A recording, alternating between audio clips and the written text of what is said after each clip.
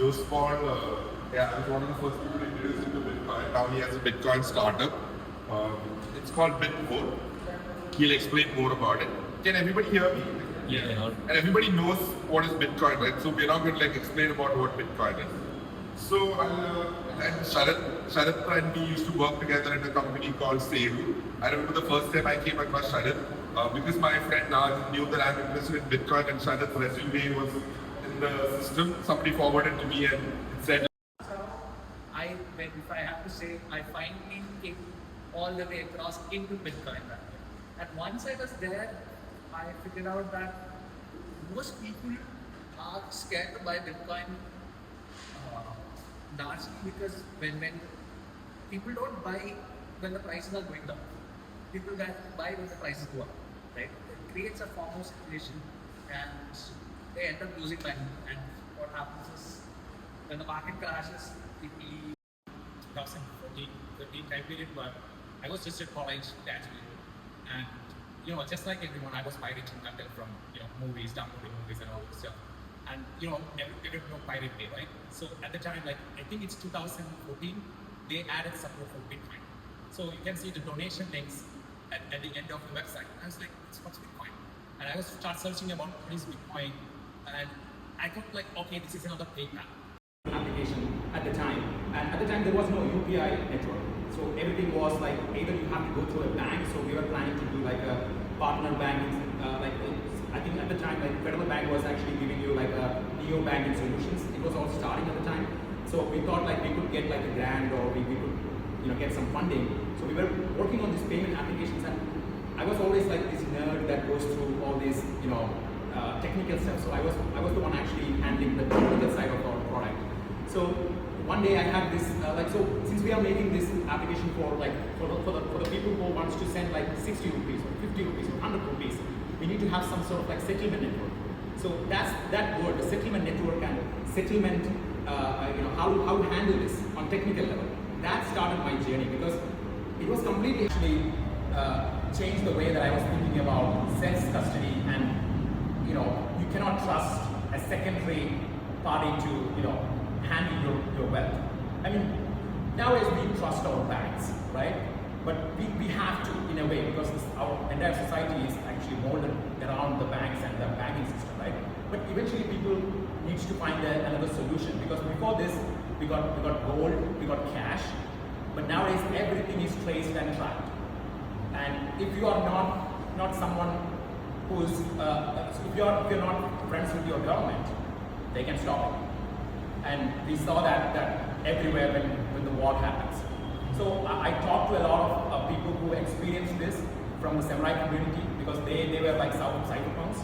So that changed the way that I was thinking about privacy and eventually this current state. Right now I don't work for samurai and there are some things going on. We come to that point, but I work for Foundation, which is a hardware wallet company.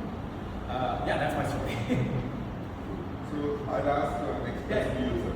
So when working on Bitcoin wallets or infrastructure, right, how do you decide whether to focus on UX, security, or protocol level concerns? Yes.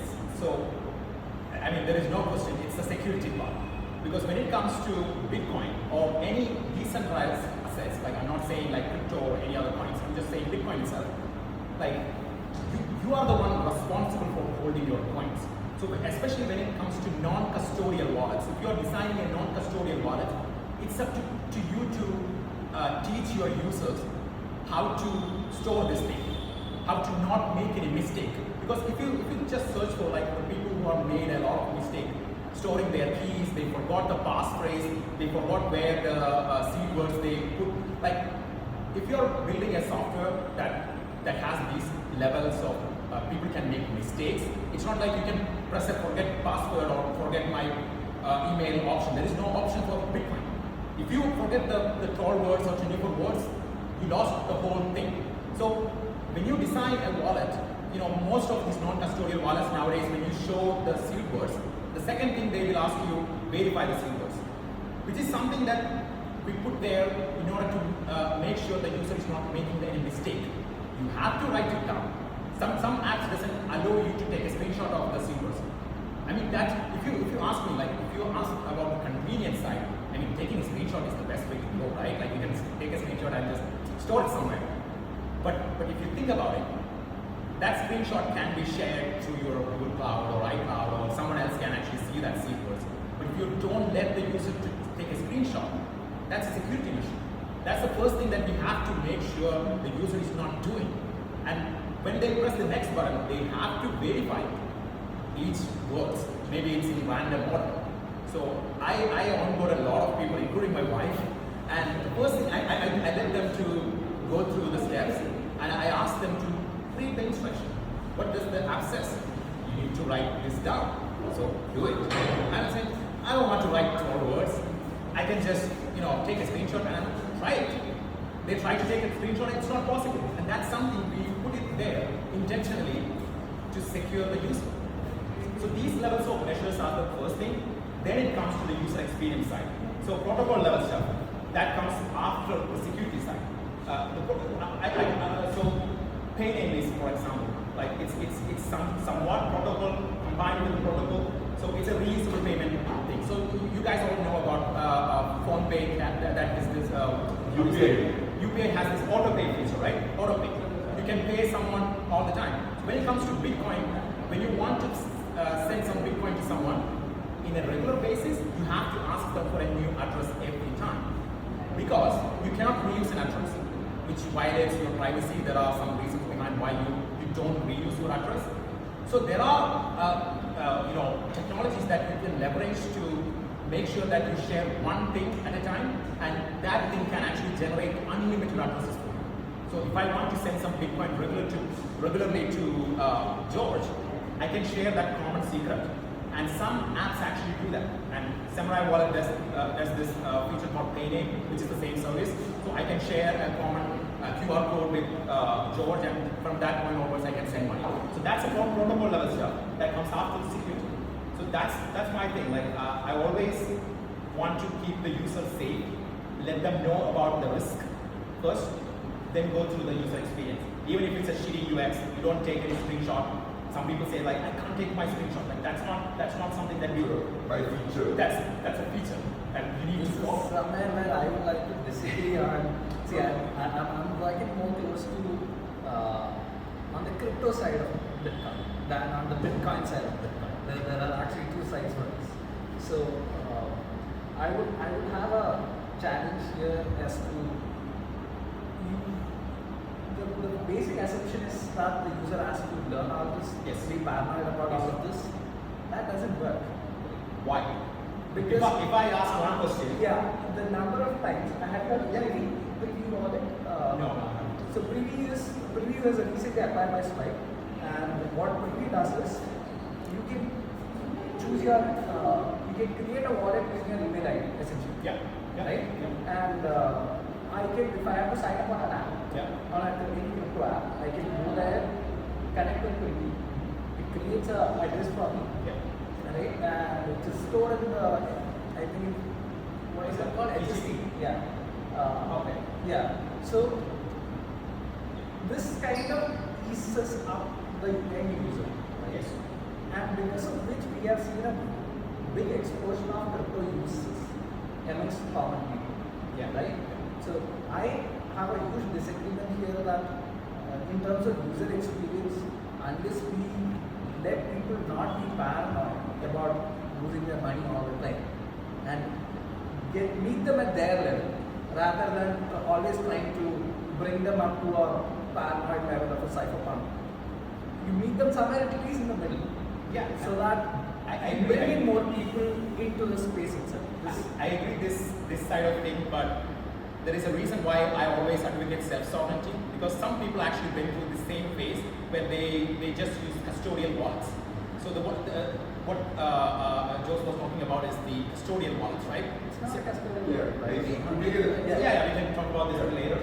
Joseph, can you walk us through a bit more user journey end to end, especially how custody and settlement handled? So it's can all, you yeah, give it's me all some happening idea? on chain, right? See, when somebody does a DCA on Bitmo does two things. Bitmo lets you DCA, like buy Bitcoin every day, and Bitmore also lets you take a loan to buy Bitcoin. Okay, these are the two things that Bitmore does. Now, on both these products, the Bitcoin that we are using for the everyday transaction is a custody Bitcoin. What does that mean? Let's say I have Bitcoin, but I need my Bitcoin on Ethereum chain. These are two separate networks, right?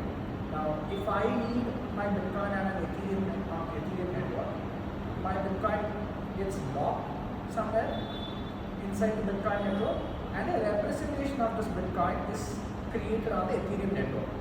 Now, when I need to take my Bitcoin back, the representation gets destroyed and my original Bitcoin comes back to me. This is how a tokenized Bitcoin works. Now, who is doing the tokenization part? That is where the custodian comes. So, what we do is we provide the service with Coinbase. It's called CBBTC. It's Coinbase BTC. You are trusting somebody here at the end of the day to hold up the fact that there is a sufficient amount of Bitcoin in reserve for the representation as well, right? But that is, since all of it is open and decentralized and verifiable, at any point you can go and check, okay, if Coinbase has issued this many CBDCs, does Coinbase have enough Bitcoin on Bitcoin chain? Anyway, so what we do here is we let people buy CBDC on a daily basis, right? Because if I try to do what I just said on Bitcoin chain, one, it becomes very expensive to do it because of the gas fee and transaction fee, and because of this $1 buys stops becoming possible, right? It stops making any economic sense. So, which is why we're doing this on CBBTC on base, on an Ethereum L2 called base. Now, at the end of your whatever you have selected, like you want 0.1 Bitcoin, you want that is the goal you set, you have a daily amount that is going. Once you get there, right, we let you take the CBBTC and bring it into the Bitcoin chain. So you use the rails, that makes things easier. But if you are somebody who wants self-custody, if you want sovereignty, that has to be an option for you. But trust me, most people don't care. Most people care about having the asset, exposure to the asset rather than the technology in itself, right? People want asset, not So I have one thing to say to this. What's the purpose of Bitcoin? Why Bitcoin? Why can't we just use the traditional banking system for the same purpose? Why Bitcoin? We get exposure to the asset, right? It's an asset. Why Bitcoin is decentralized? Why no one is actually controlling it? I mean, even though like you can say like a miner is controlling, but still, it's a decentralized network. It allows one to have an asset without trusting anyone. So it defeats. So for me, it defeats the purpose when they say like there is a custodian you need to trust to get your trustless asset. If you think about it, it's kind of ironic. It's ironic. So I really like, I've used Samurai Wallet. So the first time that I used Samurai Wallet, one of my clients in Dubai, their company, what do you call it? Ransomware. They were hitting the ransomware account. Yeah. And Jospal is also part of the transaction because I needed Bitcoin. And Jospal had a friend who had mined Bitcoin or had Bitcoin. I sent him dirhams into that guy's Indian account. He sent me on my Samurai Wallet. And from my Samurai Wallet, I sent the money to the ransom guy and their server's gone. So Samurai Wallet and Tor browser inbuilt. So what was, from a technical point of view, what made Samurai Wallet fundamentally different from all other Bitcoin wallets? So it's just like I think I shared the same story about Bitcoin J having all these latest and greatest features, right? So the Bitcoin, if you look at the Bitcoin development or the wallet development industry, like all these companies who are making wallets, there are new things introduced, like some developer will say, hey, I found this new way to do some new cool thing on Bitcoin. And they will introduce something called BIP or Bitcoin Improvement Proposal. So the feature that I just said about the payment, like the reusable payment code, if you think about it, like if I want to send someone like regular Bitcoin, like regularly to someone, having to ask them for a new address is like, that's not a UX, like, but there is Bitcoin, so it's called BIP 47. That's the improvement proposal for this specific feature called payment codes. So that feature, that bit was there for almost 2 to 3 years. No one implemented it. No other wallet implemented it until Samurai. So eventually there is another wallet called Sparrow. They introduced it. I think Blue Wallet also had the same feature. So What these about Wasabi? Wasabi was not using Paynet. So Big 47 was the improvement proposal, and all this improvement comes from the community itself. Like all these people who are working on this decentralized network, they're not like they're not like normal people. They are really good at cryptography and all this. So when they see, oh, there is a problem with Bitcoin, there is a problem with the way that privacy on Bitcoin, they eventually find a solution. And that solution gets implemented by some wallet, that takes some time. So Samurai was actually the frontier when it comes to having all these latest and greatest features. So like I can talk about a lot about like Samurai's features. Like there is Ricochet, which is another feature which is house, and you pay some like say like 10 rupee for a coffee, and the coffee guy knows entire balance of your Bitcoin. So just imagine you are using your Paytm and you're paying, and suddenly the coffee guy knows all about your transaction history and all about your balance. That's what we are trying to solve. So every time we use this OXT to trace all these funds, and there are ransomware happens like in a North Korean hack, we actually have like these reports on these hacks, where the money goes, where they actually sending all this information, because we need to study that in order to break that chain. So Samurai, even if right now they have some legal issues, but there is a successor for Samurai called Ashigaru, which has all the same feature sets. All the feature sets are fork of Samurai. It's still running. People are actually using it. And there's an Android version? Yes, the Android Download from Play Store or anything? No, that's not the thing. So before Samurai, That's a mistake that the Samurai guys made. Samurai was open about everything. I mean, they were pseudo anonymous, not fully anonymous. They know they have a registered company in US. They were comply with the government regulations. So there is a FinCEN rule and all this stuff. They were all doing that. So they're an actual company that runs this wallet, but they got into a case. So right now, the successor of Samurai wallet, we don't know who's behind it. Everything is store based. So in order to download the APK, you have to go through the Tor browser, get the APK, use it. I mean, I don't find any replacement with the same feature set on any other wallets. Did people using Samurai was able to go to this new app Yeah. using the seed code, Same. Yeah. Because Samurai never actually hold the Bitcoin. It's up to the user. So if you have the backup file or the seed, you can just restore. So yeah. Joseph, you want the base batches.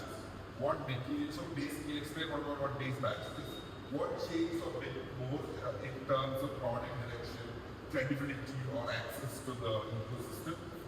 I mean, it was just an idea before base batches, right? And it became a startup only after we went to base batches.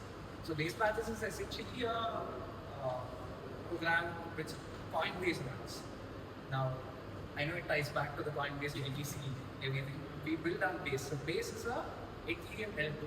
So Ethereum has a layer 1 network like how Bitcoin has, and to scale Ethereum for faster transaction, cheaper transaction, there are these technologies called as layer 2s.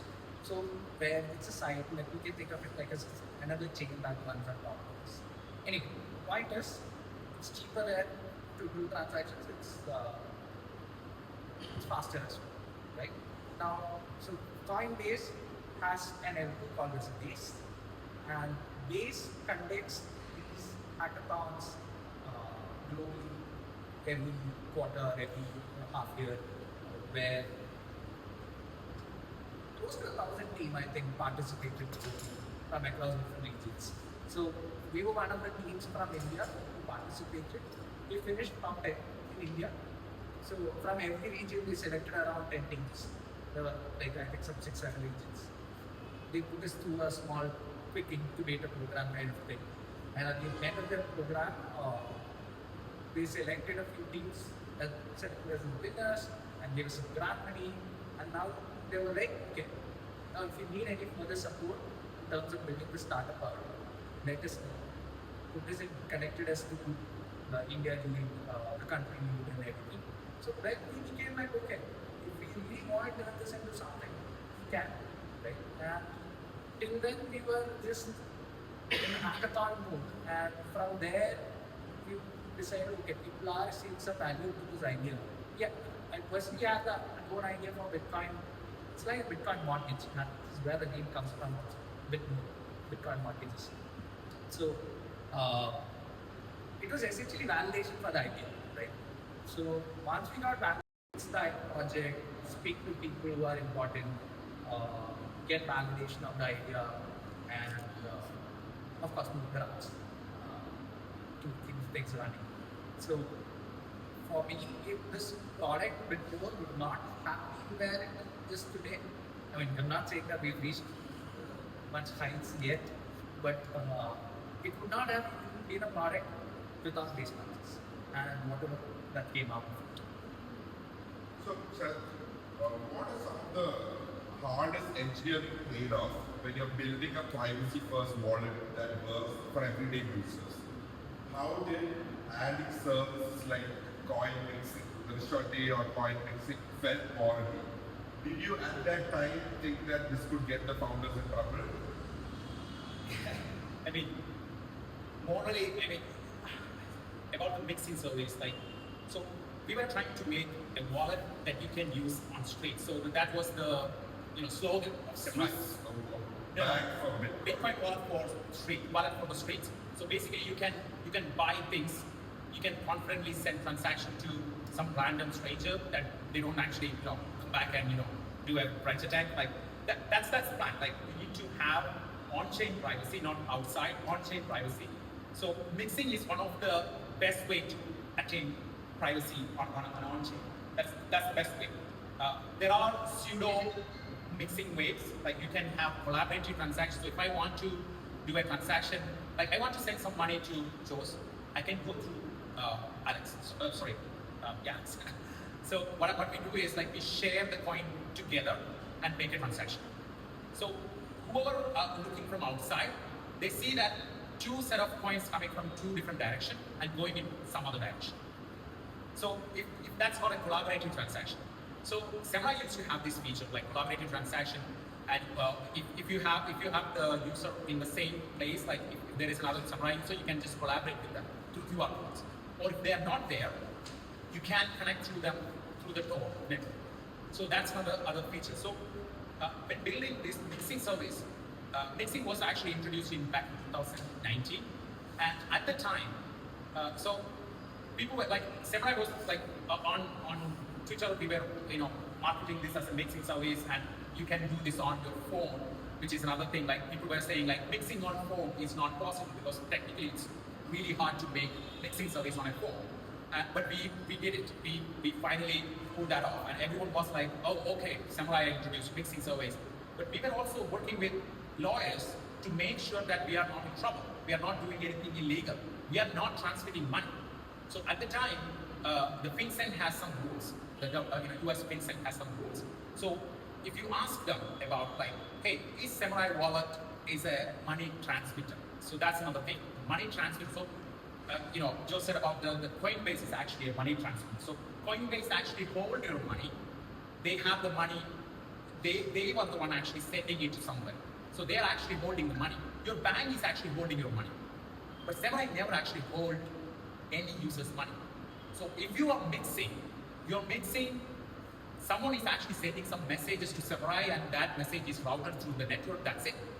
Samurai never actually holded the money. So we don't actually discriminate people. We don't do any KYC or AML because you don't have to, because if you are a money transmitter, then you have to do that. So that's a rule. So if you want to do, so I think it's the same in India too. Like if you are doing some wallet level stuff, you have to go through KYC. We all did that, right? So we don't have to do that because we never actually hold the money from the user. So if you think about it, by law, they are not breaking any law. Like they are following the law. From 2019 to 2022, 23. That's where they. So Joe's part, Bitmore talks about enabling users to own up to like 0.01 or 0.1001 Bitcoin with partial upfront capital, right? Yeah. So how do you structure risk liquidation or user protection in that model? Right. So, as you guys have already figured out by now, he's the guy who's talking about Bitcoin from the technology view, and I'm the person who's talking about Bitcoin from the asset view. Right?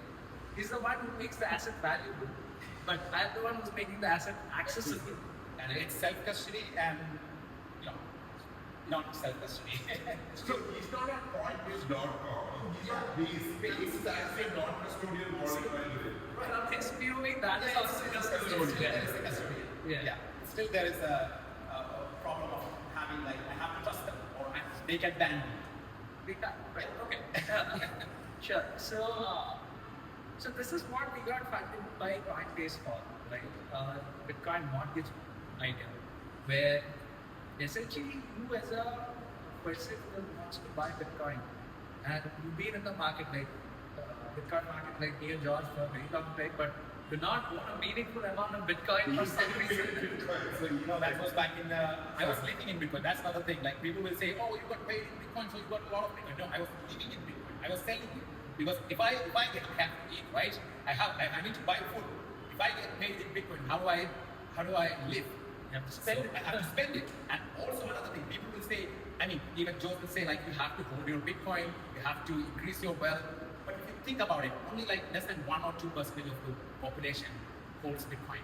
If that's the case, just imagine if everyone else we don't want to treat anyone with Bitcoin. Like let's isolate all that 1% of the people. You have to spend the Bitcoin. You have to propagate that to everyone. Then the value will be there. Just imagine only 1% of the world has the gold. Like if I have like 1 kilo of gold, if I go to US and I can sell it there because people from that part of the world thinks gold has value. Why? If I only believe if only 1% of the Indian population think that gold has value, then there is no gold. It's the same thing. Like you don't have to own it. You have to spread it. If you have to, money is a collective hallucination. We can all agree on that. So, if you have to make it, it has to pay for a bill. Yes. So, if you have to get there,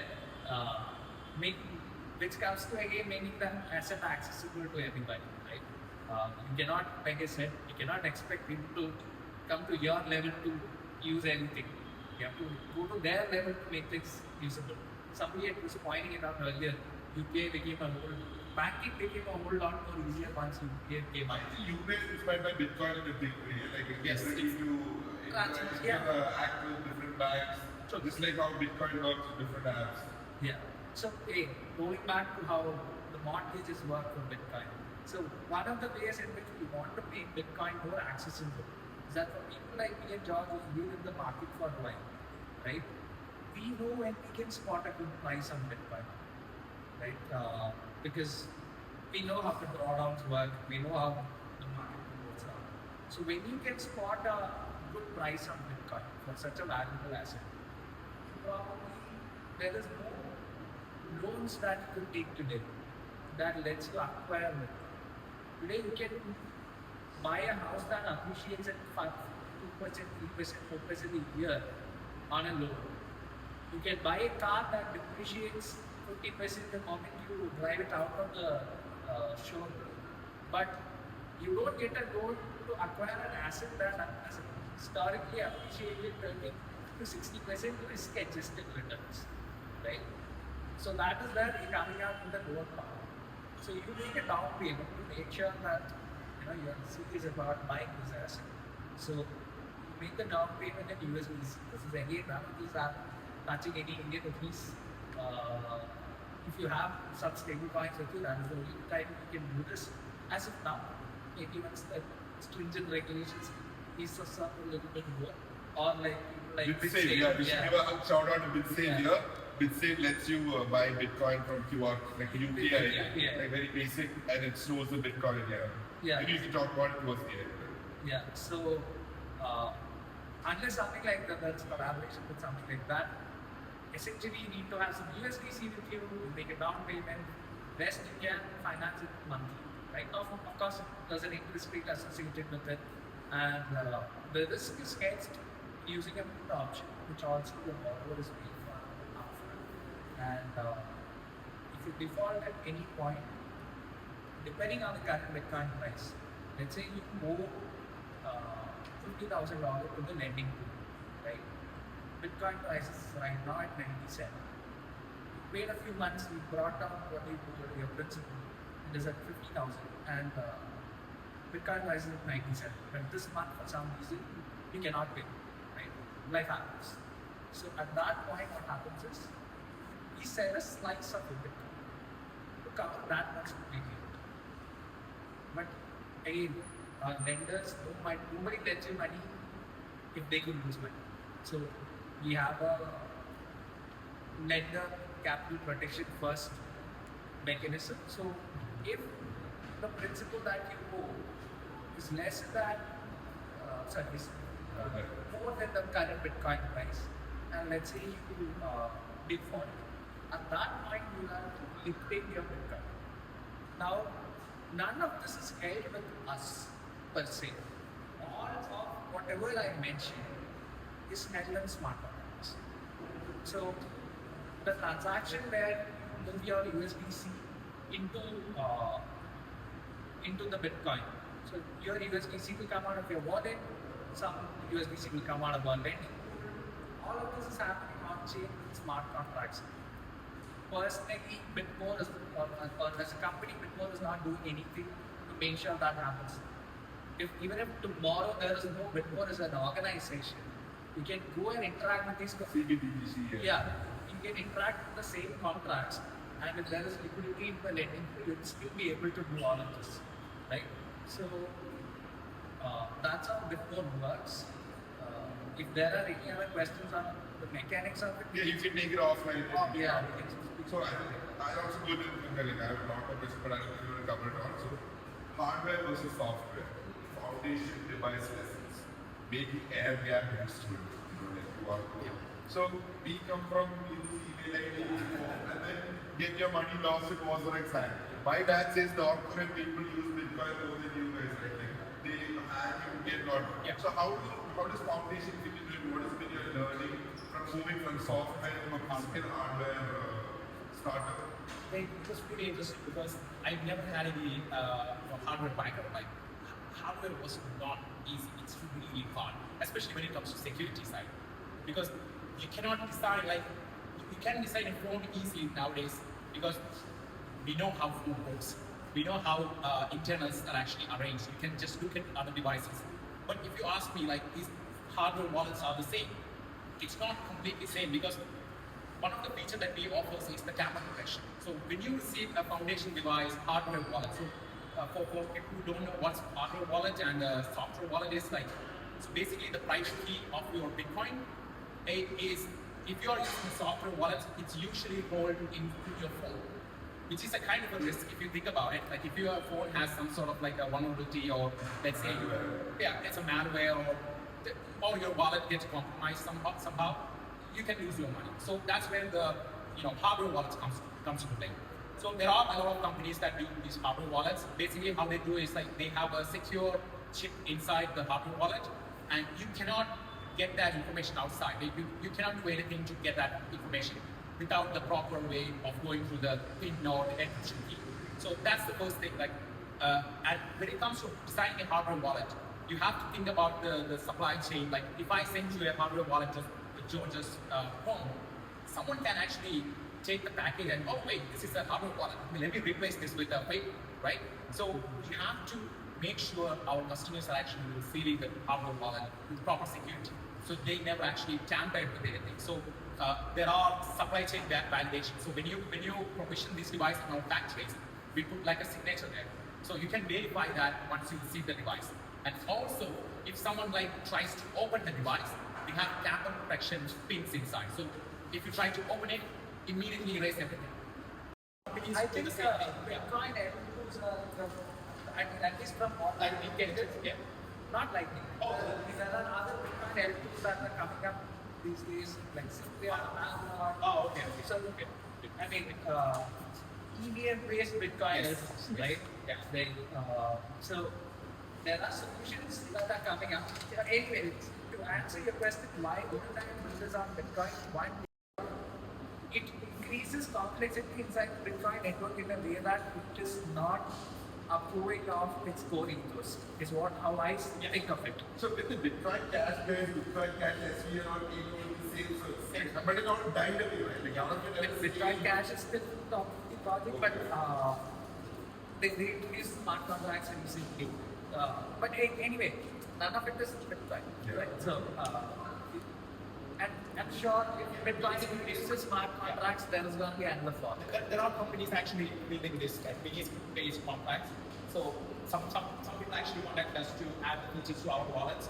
So there are ways to do it, but it's still in a how do you say, like you have inception stage. We had those games, what was it called?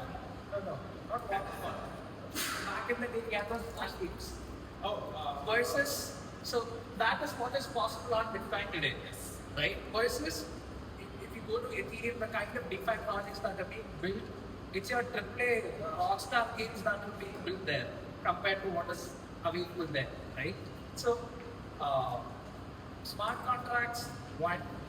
Two, the kind of product that Bitcoin is trying to build requires other currencies to be on the network, right? Like it requires a stable coin because I'm trying to let you buy Bitcoin in today's price over the next year. Now, if I have to measure it in today's price, a dollar equivalent of something has to be there on the network. So that does not exist on the Bitcoin network. That is not possible at all, right? So the fact that ERC20s, which is what lets other coins exist on Ethereum or on any of the Ethereum values, the fact that that is there is what lets me build all this application. Plus the fact that there is programmability. Now, I understand that there is a place for Bitcoin in the world, and it is a big place. Okay. Last time when we sat down, I had disagreement on that. And this is like 4 years ago, like meeting him after 4 years. But I do agree that Bitcoin has found its place inside all of this. And I think Ethereum has found its own place inside all of this. And I doubt how much of it is going to mingle up, right? Because one is being gold of the world, of the digital gold of the world, whereas the other is being the oil of the world. It's being used everywhere. I mean, it also has price movements and everything, but one is being valued for some other reason, whereas Ethereum is being valued for how useful it is. That's a really good analysis. One is gold and one is oil. I'm going to use that. So Sharat, you want me to talk about this? So Bitcoin is thinking decades, not in like upgrade cycles, low probability. So even an event with very low probability gets serious consideration inside Bitcoin. And post-quantum cryptography is starting to show up over in Bitcoin conversations for this reason. If Bitcoin succeeds beyond our reason, what attacks will like a country-sponsored attack? So from your perspective, how should the Bitcoin ecosystem think about quantum risk? Purely as a distant research problem, or something that already influences how you design our wallets, scripts, and long-term key management? So right now, the 2015, like last year, was at 2025.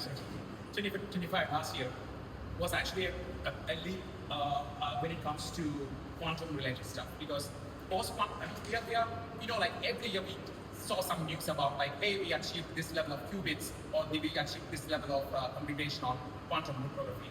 And last year, US government actually announced their standards, like there is standards for different encryptions and stuff. So they announced post-quantum cryptography. So there are some algorithms that is already developed for post-quantum cryptography related.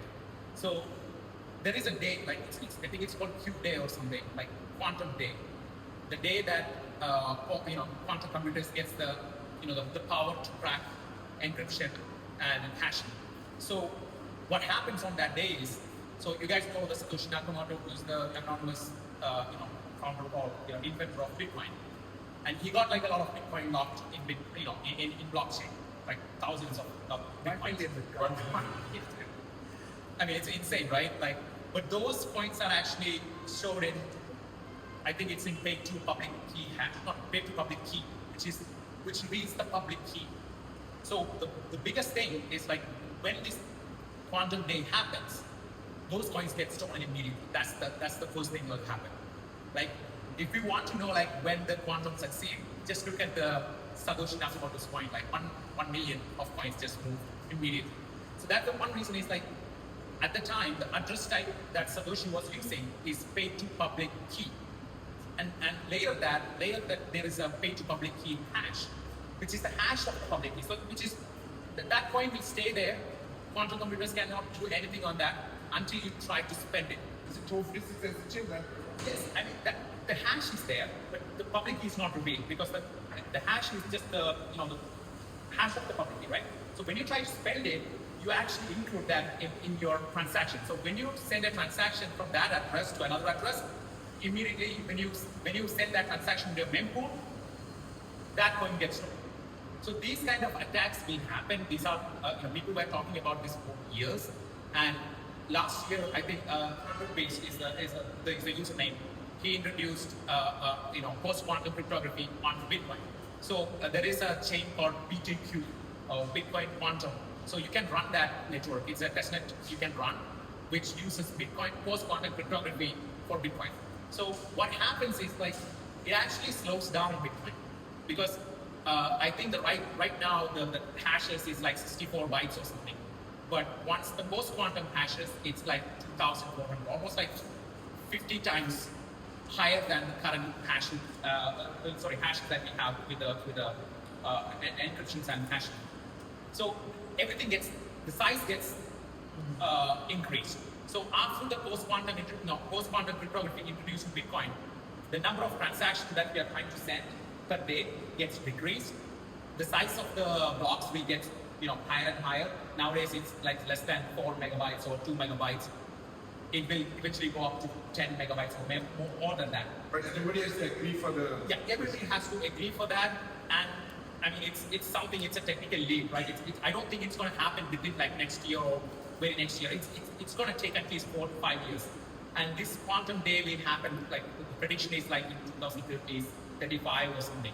So I don't know what that happens, but when we design products, we were thinking about this, and we know that there are algorithms that we can use for post-quantum. So when we designed our latest product, we introduced post-quantum cryptography into our encryption. So whenever we send information between the devices, everything is encrypted using post-quantum encryption, and we use an algorithm called lattice-based, module lattice-based encryption. So it's like we have this is elliptical cryptography, and we have now this post-quantum cryptography.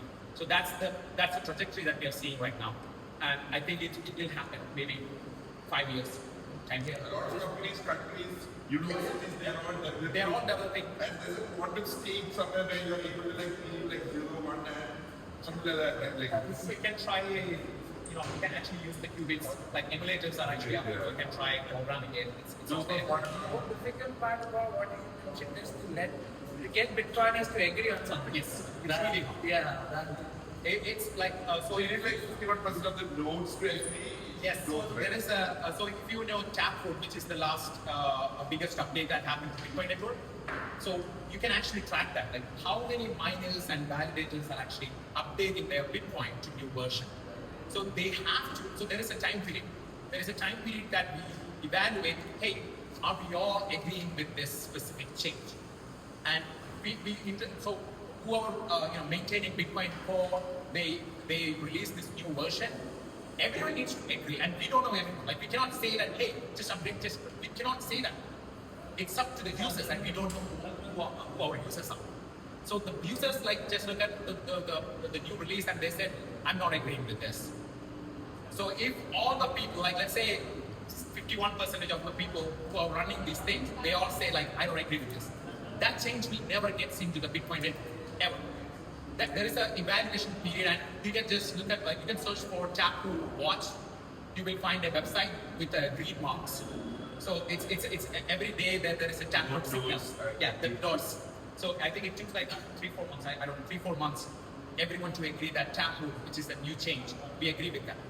So it's not like something like I can ask George and George, hey, just update your Bitcoin node and let's get with the new features. No, that's not. Yeah, there's hard forks and then it becomes a different chain or different chain, and the winning one will be the competing one. People who use it. Just one last question for you.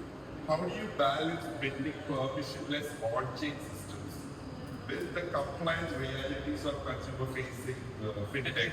Right? It's oxymoronic, right? The government doesn't want you to do it, but we have to do it. Like, how do you balance that out? The easy answer is see, compliance is not because I catch up. You're running ahead, like a smart set of points. Sometimes I go fast and break things. Or Uber, Uber was the one from the reading. Yeah. Didn't wait for the rules to change it. Yeah. So I think this is the governments of the world are gonna realize that this is real, right? Like UAE government is buying $200 million. Yeah. This is super real. and that means the artist mining Bitcoin and holding Bitcoin is part of its national reserve. Venezuela actually using Bitcoin, not Bitcoin, stable coins, right? No, but they have a lot of Bitcoin mining, Yeah. power they're mining Because they Bitcoin. were sanctioned countries, right? Like they cannot do like Russia and China was hit them in USD. Yeah, so they got like a lot of Bitcoins stash and stable coins, and just like Joe said, like it's like they're going against the oil, right? It's not just the oil.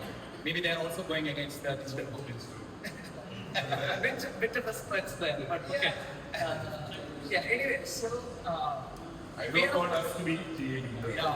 We have to be always on the right side of the not the FBI. there is no reason for that. Like they don't need to take me into custody. Like I never did anything wrong. Even like Sam, I didn't do anything, but yeah, it is what it is. Like they want to make you a convict. They can do it. I mean, yeah, that's all right. Like the last SEC and the Biden administration Was super against aggressively Super loving. so, which is one of the reasons why cases like Samurai Wallet came up at all. Yeah. Right? So if the government decides to go after you, they can go after you no matter what. Right? That's one of the core ethos of why Bitcoin makes sense. Is that product itself. If you can remember 12 words, you can walk out of your country and start a new life and carry all your wealth with you. And I have one thing to add. Like I was in Oslo, there were people, not Oslo, so Latvia. There were people who are coming from, I think it's, I don't know which country, but like they will, they have cash in their hands. They were running from a dictator. Like I'm not saying full information, but they will check your pockets before entering to the new country. And if you have like enough money, they will take it away. They don't let you to take that money with you to move into any country. So that kind of sovereignty is only possible with Bitcoin, right? Like it's portable as a thought. Think about it. There is no other money in the world that you can move without somebody else's help. But anyway, that is what makes the whole thing valuable. But come back to your question about compliance. Like I said, there are compliance forward countries, right? So then which offer sandboxes and environments for you to try these things out and figure out okay, what does that work, what does not work. Who are compliance forward.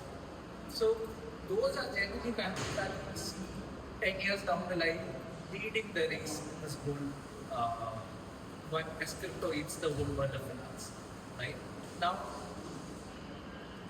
when I am building a permissionless product, I am thinking of, I still have to register an entity somewhere. I can do without it as well, but unfortunately there is payrolls, there is Healthcare, right? healthcare, there are a bunch of things that comes with being in, you cannot live alone in a digital world. Right? Yeah. Virtual reality. Yeah, you are a real person in the real world. So when you run an organization, there are things that you require. If you have an investor, you need a company, right? The investor is investing. Write a check to an entity. Yeah, it always writes a check to an entity, not to an individual. And so you have to register something. So there are two directions when a permissionless protocol generally is given birth, right? So one is where you go into one of these compliance forward countries like your Singapores of the world, your Switzerlands of the world, or even US is trying a bunch of things like Clarity Act has some problematic things today. But anyway, they're also trying a bunch of things. So you either go somewhere like that, or your other option is it's a little low, right? You go to a country where the laws are so lax, like your Panamas or your British Virgin Islands, where because of how lax the laws are, it is not defined, it is not problematic when you try something out. Like you're not breaking anything when you try something out because it is so, the definition is so broad and relaxed. So those are your two options largely when you go out and create an organization. What about like Singapore and Dubai? So they are not really tax havens, but yet they are. But at the Singapore doesn't let you offer services to outside users. Yeah. If you are registered in Singapore, you can only offer services to Singaporeans. Yeah. Whereas Dubai is a little different. Right? Yeah, but again, Dubai has a different licensing model. Yeah. Yeah. So if you have a water license, it is pretty prohibitively expensive, I would say. And even if you do have a water license, it has created an environment that allows for centralized crypto applications to exist. Okay. That is what They want control over it. that is what Quora actually gives definition for. Like, so that is what the clarity of law is there for all kinds of centralized applications. If you have a water license. Now, again, for a decentralized application, that is a whole different ball game. Because me one side, that contract out there, like I said earlier, that contract lives on forever. Whether the company that created it is there, the developer is there, the founder is there, that contract can run forever, right? So the compliance for something like that does not exist. It's not defined well enough in any countries today. It's just either it is very lax that people don't have to worry about, or it is defined enough only for certain kind of applications. So that's about it from my side. Do any of the audience have any questions? Anybody have any questions? Was it too hard for you guys? Like you guys are able to keep up with stuff, right? Like was it introductory that you were expecting and was it too technical? Right, okay. You just want to quickly tell us? Yeah.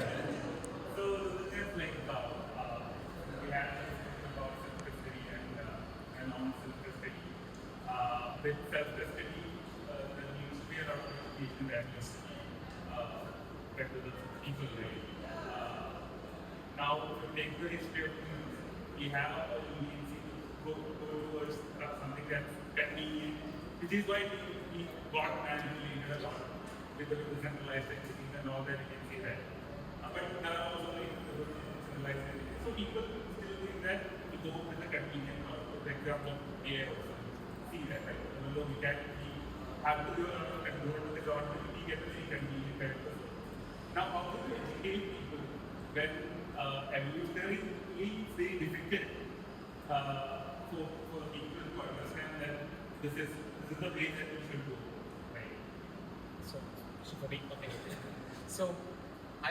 people, yes, that's the way people act, right? Like they want convenience. They don't want to learn and use stuff just to use that. Like if it's too much technical, they don't want to learn it. They want the easiest way to like just one tap. That's it. That's the convenient, right?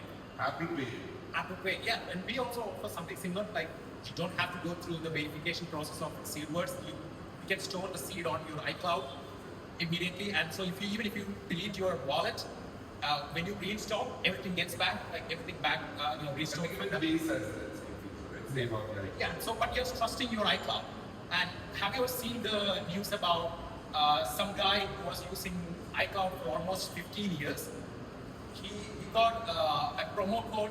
He bought some promo code from some shady place, and he entered the promo code. His account entirely got suspended. He's been using that for 15 years or something. He got all the photos. He was saying like almost 20 gigabytes of photos he lost. He tried to get into the customer care and they said like it's not possible. It's the way that system works. It doesn't make any sense. Like they should restore it, right? I mean, he actually bought the second promo code and he actually entered the code, but it doesn't allow that. It doesn't allow him to enter the promo code. You would block this account And you can search about it. This happened like few months ago. This happened to one person. This can happen to you tomorrow. Then you think about it. Like let's just imagine you are a journalist.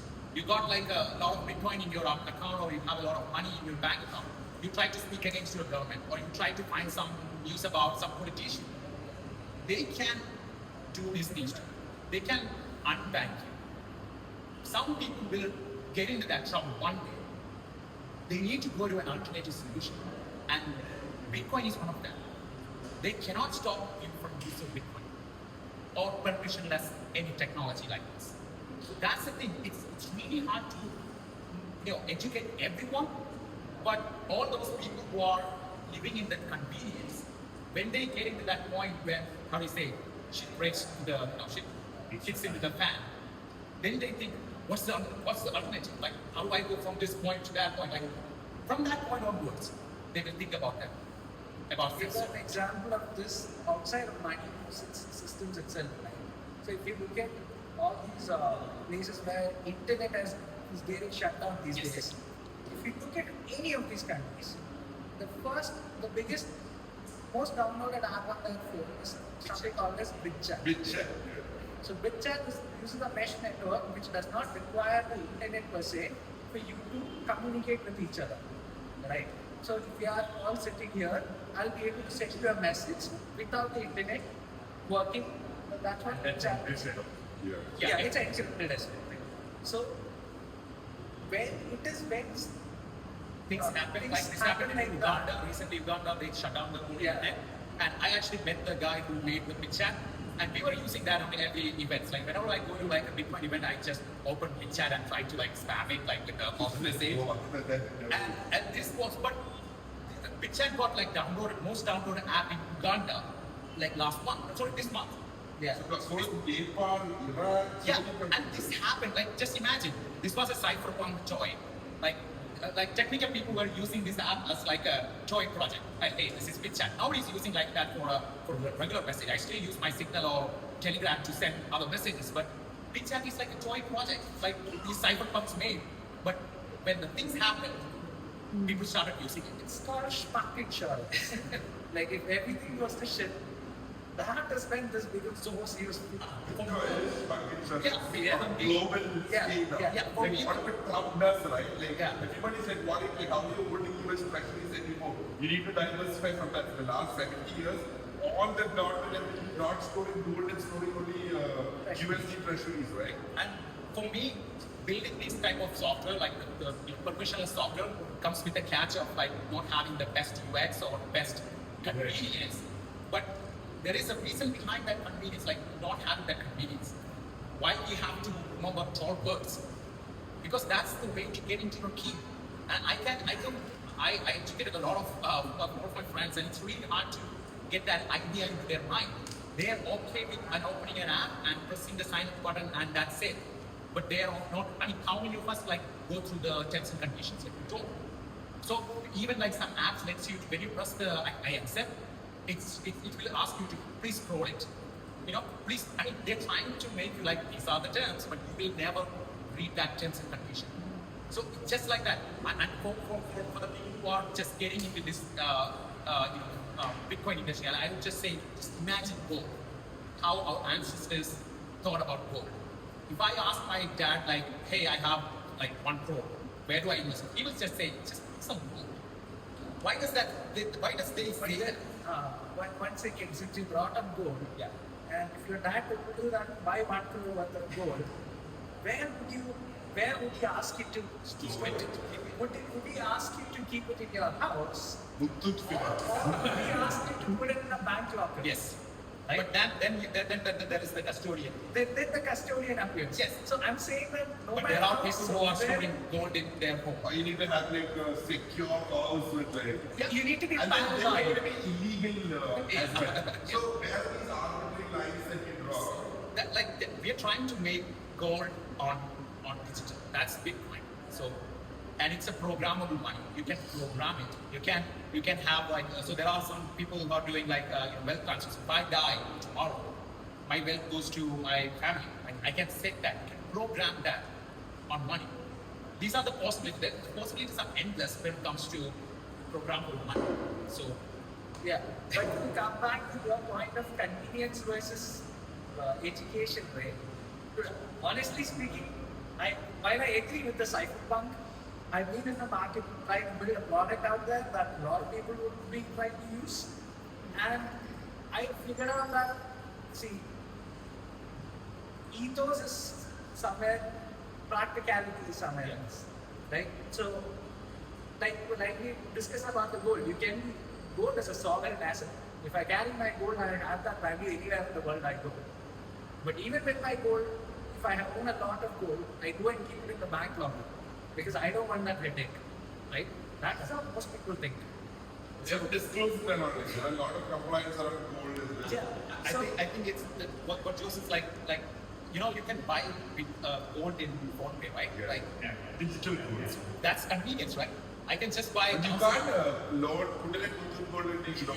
Yeah. And then coins and bullion and all of it is not allowed. There are a lot of restrictions on that. You cannot make all at once. Yeah. Yeah. You cannot enter it. There are a lot of restrictions. That's It's the exposure to the asset. that comes with the Custodian. convenience. But then look at it. Here's my point. I completely I'm on this side Yeah. of the convenience factor. But people like I have dyslexia. Okay? So for me to even enter an OTP is a challenge. Until Android got that copy paste into an OTP, I was losing my mind. Like I couldn't do transactions. I'll have to write it down, say it out loud so that I hear it audio and I'm not processing it as a number. For me to remember records is impossible, especially in a sequence, right? So I'm a person with a disability. Now, what if you are excluding I'm not saying like you cannot use their service or you cannot use a custodian. I'm just saying there is another option too. Like there is a non-custodian But then option. why not make it accessible to me, right? Because That is not practically possible. Yeah, is it's the not difficulty. right? One more question to it since convenience is a thing. And I believe at some point, maybe 20 years, 25 years, or 50 years from now, the services that we are offering right now will become useless. The reason we say AI is something and any discussion without AI is not normal these days. So let me put it this way. Say, tomorrow is it possible with self-custody that I tell Groove or I tell Gemini or I tell the ChatGPT that buy 10,000 rupees worth of Bitcoin and move into my self-custody, or access my self-custody and move this 10,000 worth of Good Bitcoin bit to interfaces, I guess. Yes. And so the Grok, yeah, it's possible. Maybe Grok will show you like a QR code, or maybe it will send you something to your phone. Hey, accept this, or sign your transaction with your key. That's being That's possible. already. I know people working. Yeah, some two-factor authentication or something along those lines, right? Like Yeah. secondary option to confirm it. Or have you seen this show called Silicon Valley? Is that like towards the end, right? The AI uses Michael Sar's stuff and all very control. So we'd actually like worry about that. So there is something tech. It's not on the Bitcoin chain side. It's on the other side of crypto. There's Bitcoin and there is crypto. These are two separate worlds where custodians like Coinbase is the only person in between. Right? Let's make that very clear. But anyway, on the crypto side of things, there is something called as X402. Okay, where AI agents can also spend stable coins. When you, let's say you are asking Claude that go find some data that is available, that requires some data from Bloomberg terminal, let's say.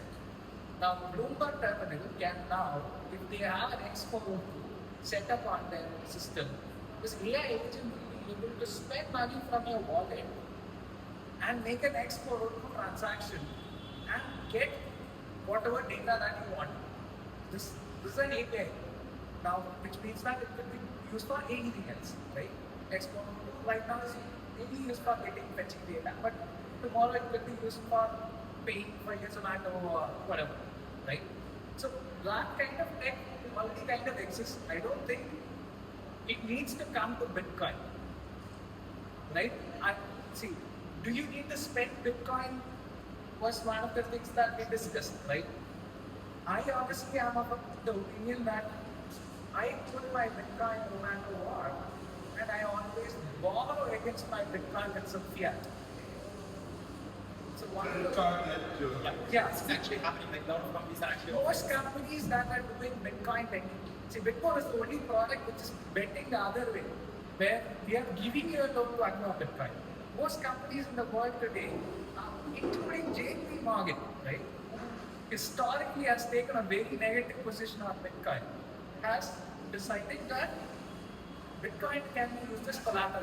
Custodian. Yeah, so you can give your Bitcoin and they will give you dollars against it, which you can spend through your credit cards or whatever cards you have. If you have.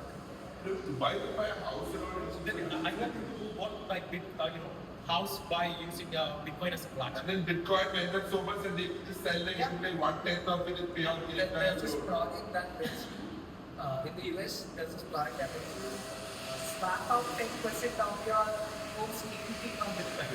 So you don't have to pay anything, you don't have to be the monthly payment, no interest, nothing. They own 10% They of the own house. 10% And of once the Bitcoin price goes up, you can pay it back, you get more. You can do that, or whenever you make a house sale, 10% basically goes to them. That's it. Yeah. Good, no other questions. If they are around, you can ask the coach. So thank you so much. Thank you guys. Say, do you want to quickly just tell them about Vincent? That's okay. Yeah, you need to be the It's like a mutual fund, but for Bitcoin. And, Okay. Yeah, and like the top cryptocurrencies. So And you can buy with you buy using UPI and banking. And if there's someone finding difficulty to buy Bitcoin exchanges or anything like that, this is the platform that you can check out. The name is BitSafe. How do you get your details? We have to connect, right? Study? How do we get your details? You know the- George, I will just give you the contact, right?